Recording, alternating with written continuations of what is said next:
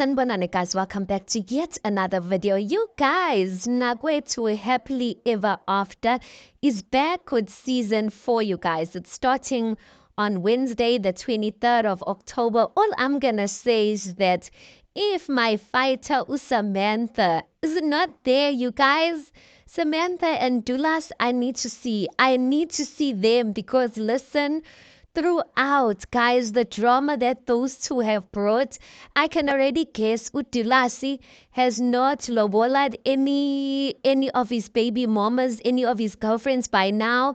I'm sure there's one of them has, because the ones who were existing, they all had children, except Barney. I don't know. There's probably a new girl in the picture. Hey, well, guys, I can't wait for this one, but I really hope. I know Samantha would probably, let me not say I know. I'm hoping Samantha's gonna come back, you guys. But yeah, and then what's that lady's name? The one. Samantha's mom, cool, the one that they made her be part of Mnakwethu's reunion. She's probably gonna be there as well because yeah, nah, okay. But anyway, guys, tell me, are you excited for it? Are you just like, I'm not gonna be watching the silly dramatic thing? But for the fact that this season 4, you guys, I mean, that should tell you that the views are there.